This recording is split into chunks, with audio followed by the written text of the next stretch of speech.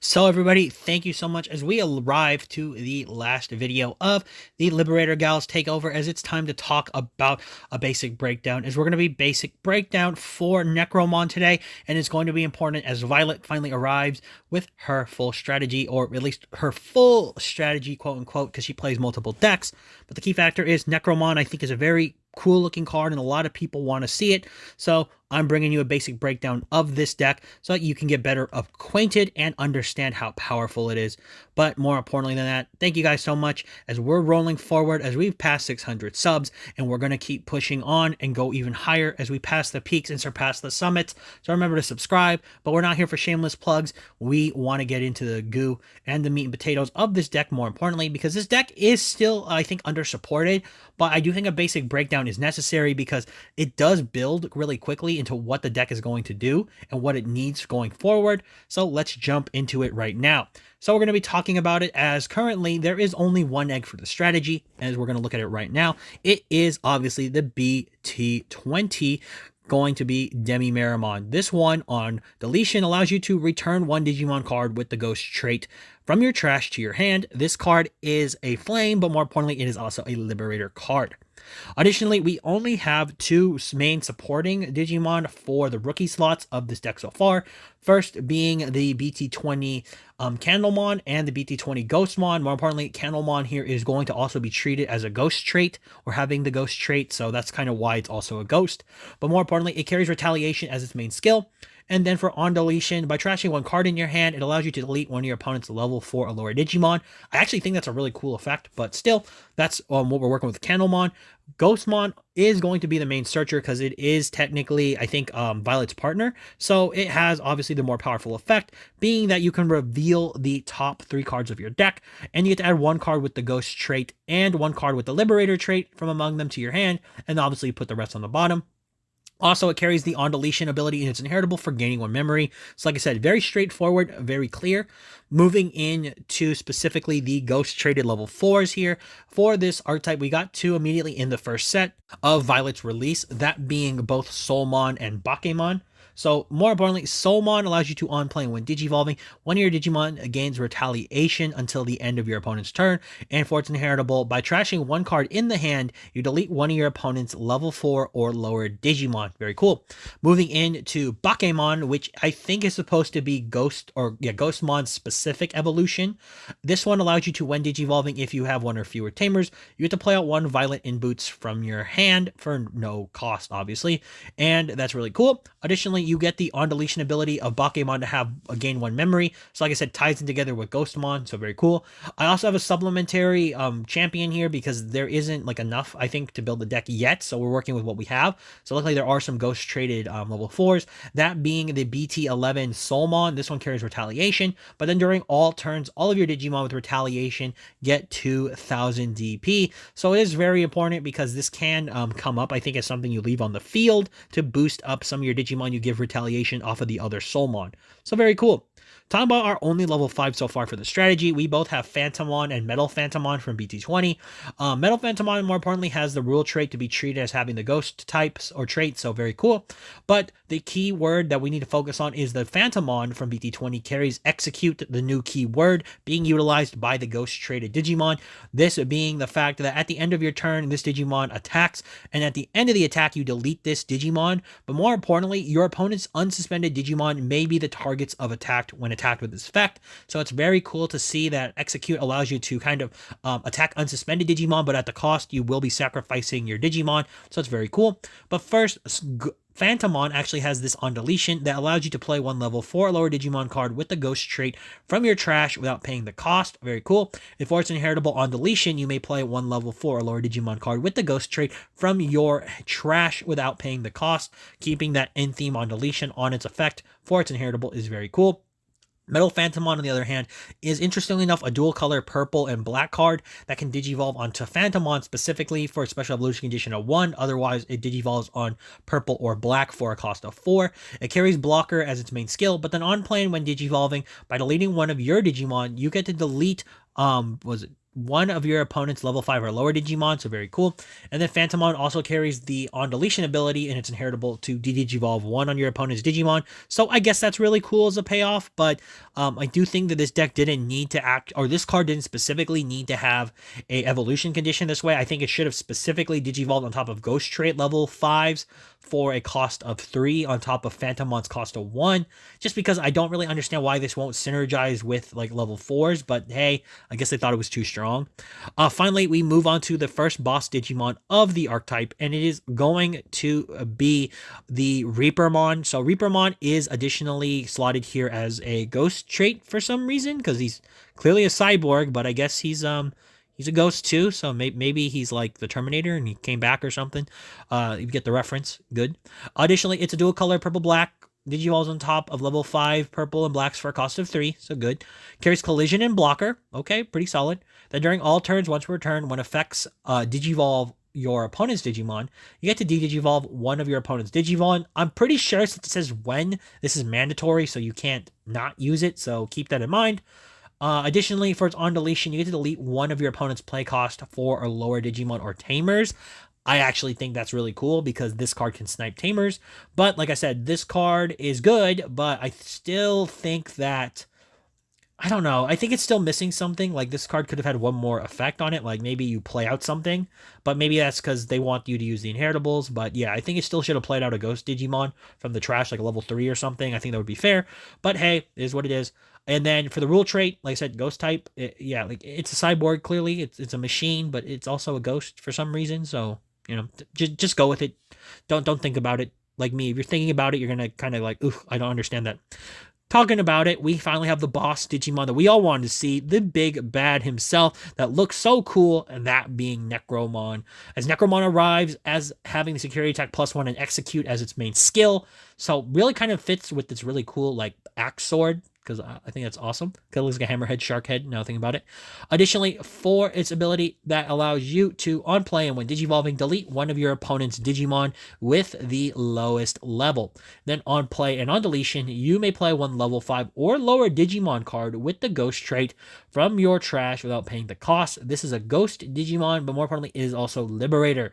So one thing I will mention with this deck, it's very clear what the deck wants to do because it actually doesn't have too much text on a lot of the cards.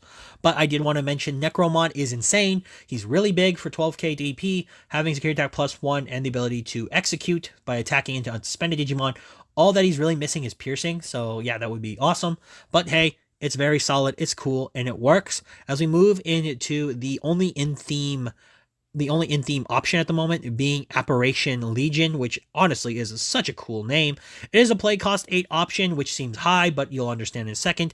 By returning up to 9 levels total worth of Digimon cards from your opponent's trash to the bottom of the deck, you may play one Ghost Trait Digimon card of each returned card's level from your trash without paying the cost. Then the Digimon this effect played gain Rush and Blocker until the end of your opponent's turn. For its security effect, you may play one level 5 or lower Digimon card with the Ghost Trait from your trash without paying the cost. This is also a Liberator traded option. So the main combination I think I saw in the comic that Violet does with this strategy is that she uses Apparition Legion to play out the Necromon that was deleted, so that Necromon can immediately play back another Digimon so you can set up, because the main thing is you give Rush and Blocker. So I think the weird thing about this deck is I don't think there's ever going to be a time where you pull off the Rush effect. It's going to be more of you pull off the Blocker effect, but you know, that's just my opinion. I think that's the only time you'll really pull it off, because 8 cost you'll usually pass the memory, and this deck doesn't have, it has good memory keeping effect, but it never has the ability to do that. So that's going to be a very rare effect to pull off. But hey, Blocker is still important because you can play out something like the, I think it's the Soulmon from VT20 to give Retaliation, which is I think what she did in the comic. But that's kind of the key thing. And then for its inheritable, for the security effect, like I said, you have to play a level 5 or lower. I think that's really cool because it can catch your opponent off guard that you bring out level 5 and lower, which is something we're starting to see on more options like constantly. So do be prepared that you see more stuff like that, because if you drop like a Metal Phantomon on your opponent, that's actually pretty strong, because, or even Phantomon, because you have access to execute on your turn. So that's really cool. Like, I really like that. Moving into our tamers, we're going to talk about the girl herself, the one leading the way, the most exuberant, Violet INBOOTS. So Violet INBOOTS actually has 2 tamers, that being the 3 cost BT20 and the 4 cost from BT18. So it feels like it's been a while, but it hasn't. Main thing is, let's start with a Violet in BT20. This one allows you to, at the start of your turn, is a memory booster. So if your opponent has a Digimon, you gain 1 memory. And then when any of your Ghost Trait Digimon are deleted, by suspending this tamer, one of your Digimon may Digivolve into a Digimon card with the Ghost Trait in the hand, with the Digi Evolution cost reduced by 2. Very cool. Obviously, security effect, play it, and a Liberator tamer, always good.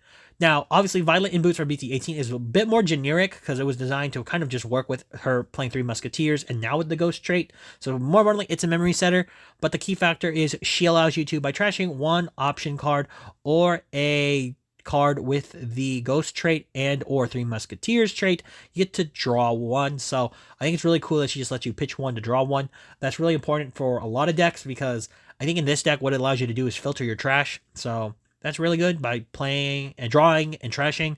So you can get the pieces you want in there to play out for some of your other effects. So I still think that's really cool. And also, like I said, security effect, you simply play it. So Violet is clearly the more, I would say, she's the most interesting of like one of the Liberator gals, because I think she has the most like technically screen time, quote unquote, because it's a comic.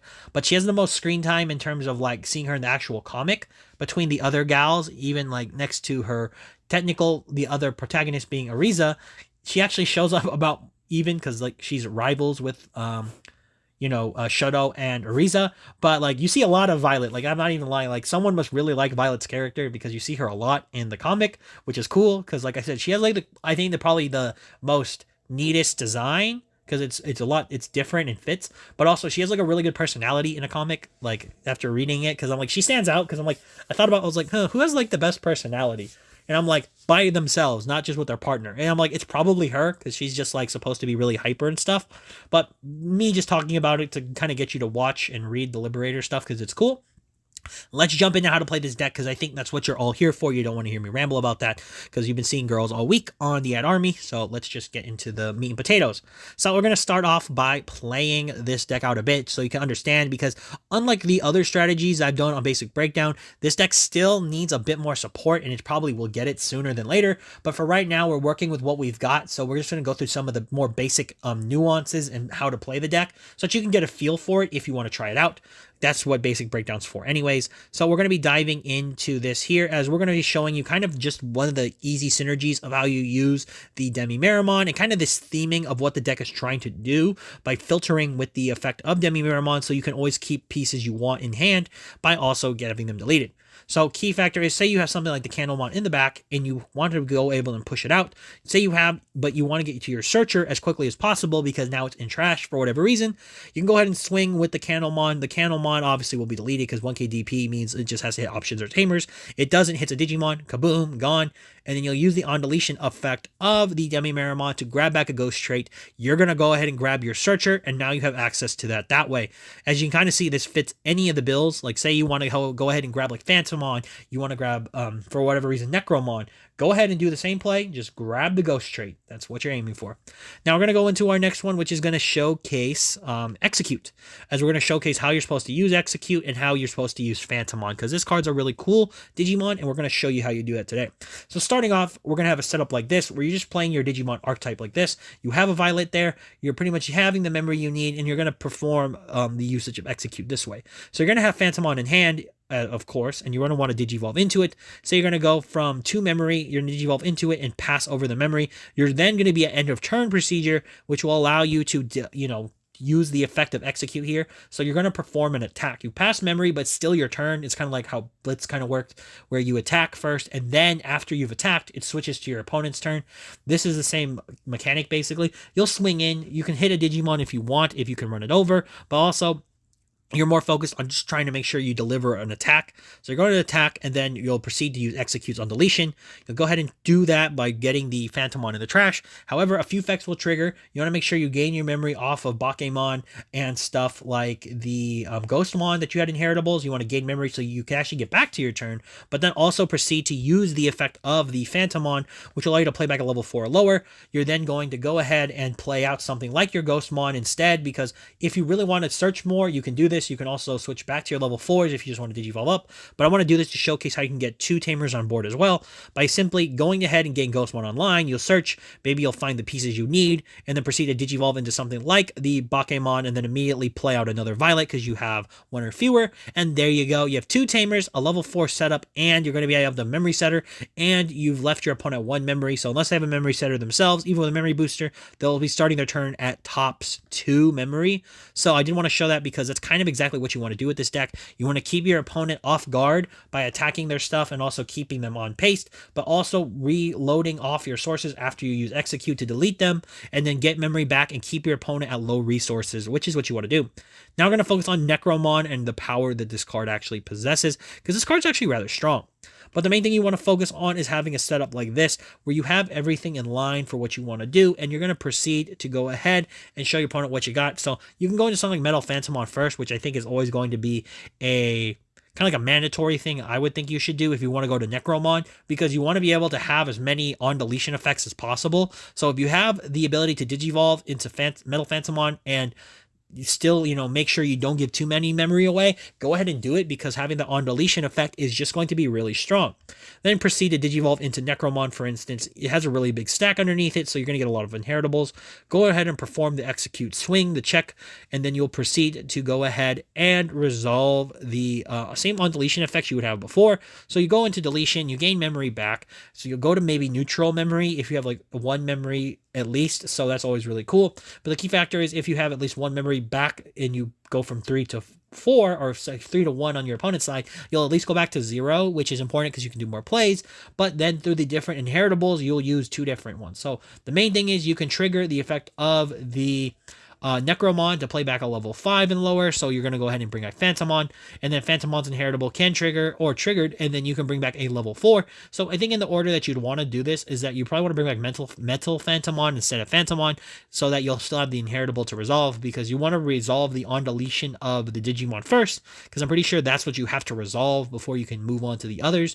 But the key factor of this is that you want to have a situation like this where you have a level 4 and a level 5 online, and you used all the inheritables and you ran something over, and you're still at a net neutral 0 memory. So now you can do some more plays. You could even digivolve off of the effect of the Violet that's in the battle area, the 3-cost one, because the Digimon has been deleted. So you'll be able to turn one of those level 4 or 5s into either level 6 or level 5. So I like that dynamic, and it's kind of one of the reasons why this deck is rather like unexplored, because people have been trying to test this deck out, but a lot of people probably agree with the same thing. This deck is just way too slow right now. It just doesn't have access to too many pieces, and it's still really kind of like hodgepodge together from the best things. Like a lot of people will play Ukomon in this deck, which is something I would recommend if you want to like make it as top tier as possible. But since this is a basic breakdown, we're not really meta diving into the strategy. This is kind of what I want to aim for with using this strategy, is that this is what it does. This is what it can do for you, and I hope you enjoy like actually trying this deck out, because it's really cool. But we're also going to go to the part of basic breakdown that I think everybody usually kind of wants to hear, I think, because I think a lot of people can say or people say yeah, I can agree with that, which is going to be the future of the deck. As the main thing is, when you see a basic breakdown, this is the key factor that I want to go over, is that most people just want to talk about what the deck needs and how to make the deck better. And in this basic breakdown, because there's not as many cards for the archetype so far, I really do think that you can make a lot of assumptions a bit easier for this deck. So starting off, the first thing, which is a hope, is just more ghost traded Digimon. I was actually shocked how small the pool is for ghost trade Digimon, but I kind of get why. There isn't a lot of ghost traded Digimon in terms of their design at all. There's a few, but like there's not a lot. That's like, with Reapermon being a ghost trait kind of weirds me out because it doesn't look like one, but it is what it is. Point is, this is something that I could see is we need to get a lot more. Because I really think that one thing Digimon needs to start expanding on is way more designs that we have not seen or barely know. Because there's a lot of Digimon still waiting for their time to show up in the card game. And I think this is a great way to do that, because Ghost Trade is really underserviced in this game.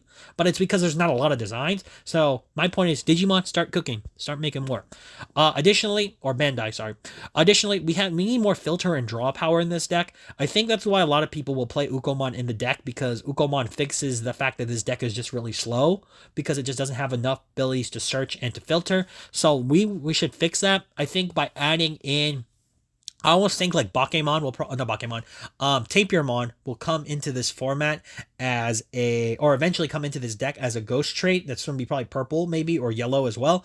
Key factor is I think a card that needs to be able to allow you to draw or search more would be great, but also allow you to filter, because this card does play with its trash because it is purple, but I do think that it needs more abilities to kind of get there, because yes, you play back when you get to your big end, but the key factor I think this deck needs is just more abilities to simply filter so it can be a bit more fast, because this deck actually has the ability to use something like Violet to draw cards by trashing, your ghost trait stuff, which isn't bad, but there's not a lot there. Like, you need to do more to really get it online. And I think, like I said, that's why Ukomonsi's play in this deck, because you can search for your Tamers, you can search for your Digimon. Let's find a way to do that ourselves. Or better yet, let's find a way to play out Tamers from the trash, which allow you to trash your Violets, for instance, and then just play them back. So that'd be really cool. Finally, another thing too is Ace, and obviously we want it for more blocking. So main reason why you're probably thinking, well, why does this deck need a blocker? So the key thing is an Ace Digimon is important in this deck, I think, because if you go into like Necromon, for instance, and it dies, it will die anyways, like you want it to. When you go for, like, say, the effect of the Necromon to attack and execute resolves, and you play back level 5, that level 5 is basically stuck out there. So, you're going to do that, but if you don't have the ability to pass it back to your turn, the level 5 literally just sticks on the field. That's okay. But outside of Metal Phantomon having blocker, Phantomon literally has no protection, and Metal Phantomon has blocker, but, your opponent might just target it down anyways. So the main reason for having an Ace is that if you have an Ace Digimon for this deck, that's specifically like a ghost traded one as well, so, that's what I'm talking about. If you have like an Ace Necromon, right, and you blast Digivolve into it, I think it should be a blocker inherently instead. But more importantly than that, I think the main goal it needs to facilitate in the deck is to have your opponent attack into it, and then also probably do something where if it's deleted at any situation, so that includes if your opponent does, it kind of has an effect like or it has synergy like the Myotismon Ace has in its deck. So when you delete, say for instance, the Necromon should, as it means like Necro, and it returns, like the Ghost Return, it should allow you to, that although you have to pay the overflow, you get to play out a specific, like a Ghost Trait Digimon, and then you can reduce, or you can gain memory off of that. So it offsets the overflow. So the main reason for this is it keeps the deck in a position where its Ace isn't overly broken. So maybe you give the Necromon Ace like an ability to block, but also when it attacks or something, you play a level 4 lower Ghost Trait Digimon from your trash. You give it something mild, but then also it allows itself that on deletion you get that effect, and you gain like 3 memory, for instance, right? When you play the card off of that on deletion, you get that memory back so that you offset overflow, but you don't necessarily not take overflow, because if it's like a level 5, it'll be a level 6, obviously.